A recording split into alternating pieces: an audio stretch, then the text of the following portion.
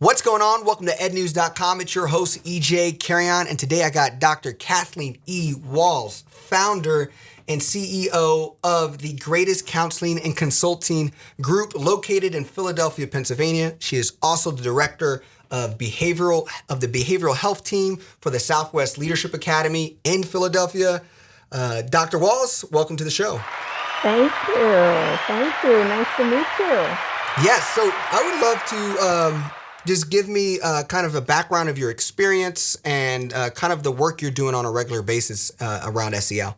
Okay, so my background is I started out as an early childhood, elementary, and middle school teacher about 30 years ago. I can't even believe I'm saying it's been that long, but back in the early 90s was when I began teaching. And then I went on to achieve my master's in counseling psychology and then on to my doctorate in clinical psychology. And following my postdoc was when I became a social skills consultant. So, needless to say, all of that time from teaching onward, I have been involved with social and emotional learning of children, and then moving on to working with people of all ages. Love it, love it. So I would love to know kind of how has your work kind of evolved and what are some of the works you're doing today at Southwest Leadership Academy around SEL, now that kids are back in class, back in school, and what are some trends that you're seeing across the country? Yeah, so I would say my work evolved initially as doing research. And so I spent a lot of time looking to see what social emotional skills were needed, what it meant, just really being behind the scenes and looking at what were considered best practices. And then over time, developing curricula for individuals, for the children, students, as well as for the teachers to teach the social skills to the students, because we know as teachers, there are teachable moments that happen all of the time. And now moving into the last 10 years, when I started working at Southwest Leadership Academy Charter School in the Southwest section of Philadelphia, looking at how social emotional learning could be integrated with the leadership skills, because they have 8 leadership skills that they focus on, for instance, responsibility, self-awareness, self-control, right? And those 3 right there are huge when it comes to social emotional learning, because you need to understand, what are you feeling? Right? You need to understand the ability to read social cues. So we're talking about increasing the emotional intelligence of individuals from a very early age. The school starts in kindergarten, so we're talking about 5-year-olds and getting them to understand their emotions. And then all the way through 8th grade, we want to make sure that we're increasing their feelings vocabulary. Because a lot of times I say that people end up with kindergarten emotions, happy, mad, sad, and glad. But we have a whole bunch of other emotions that happen as different life experiences happen. And so it's important for their feelings vocabulary to increase as we get older. Yeah, and it seems that we have more vocabulary for negative feelings than positive feelings, correct? Well, I won't say that there's more of them. I will say that we tend to access more of them. Yeah.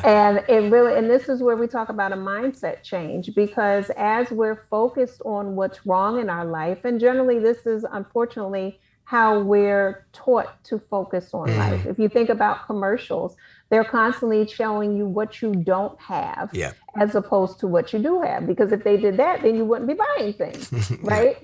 So we have to be very careful that we're not framing our mind and our attention to only focus on what's wrong with us.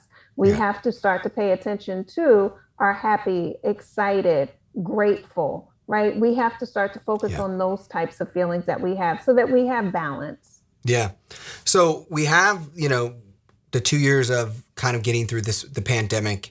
And I know cases are coming up now as well, and then as you see, but what are you seeing how education leaders are perceiving SEL and perceiving how to support mental health today, from kindergarten all the way up to grade 12? How are you seeing education leaders talk about it today that's different than before the pandemic? And what are some of your expectations of what you can see can come in the evolution of SEL in school?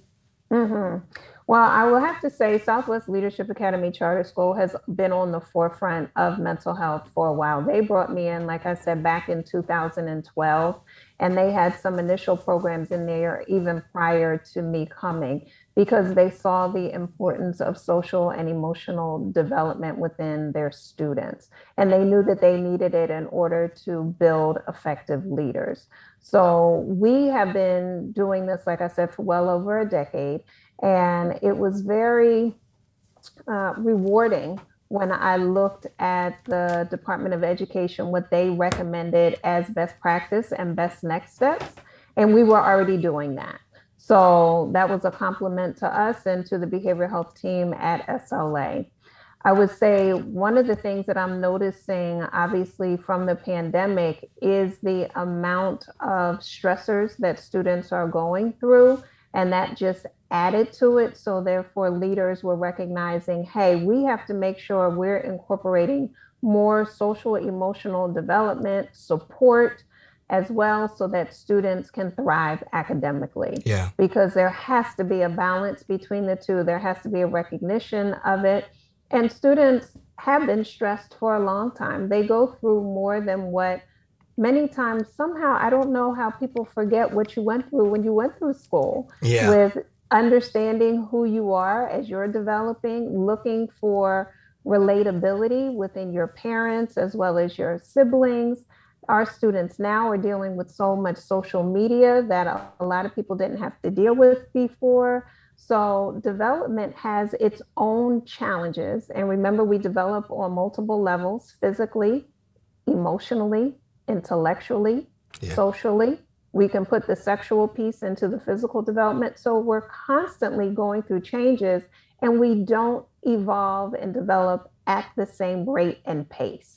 So there's all of those differences, the diversity of development that we have to learn how to navigate. And I think now educational leaders, they were aware of it before, they were taught about it, but now it's just so loud. The volume is turned up at this point that it's like, okay, we have to make sure that there is support there for our students as well as for the teachers because they're navigating it and helping the students navigate this phase, each phase of their lives. Yeah. Yeah. Well, I know you also do a lot of around an awareness week kind of at the Yes, school. Can you kind of dive in a little bit on that?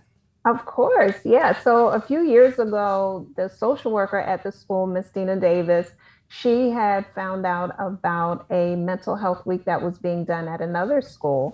And so she called and asked, could we come see it? We were fascinated by this concept.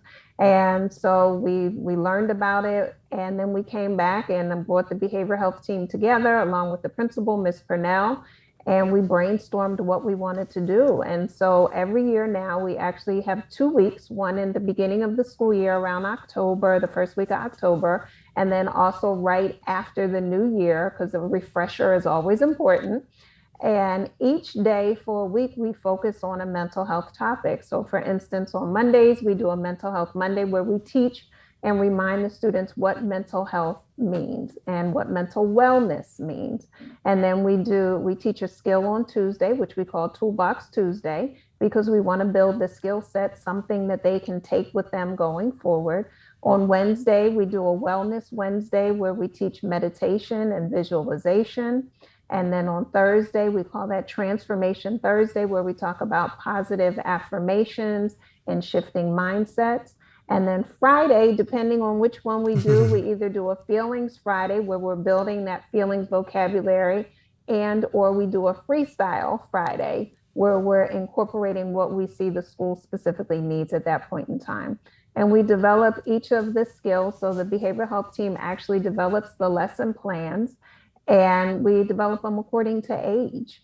And so each grade has their own skills that they're utilizing.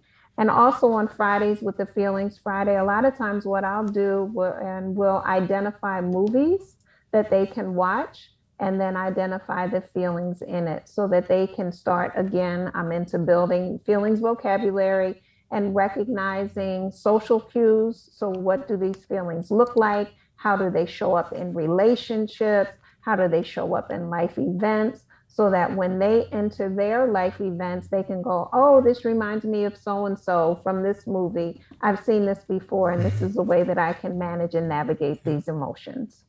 Yeah, and it seems like when you look at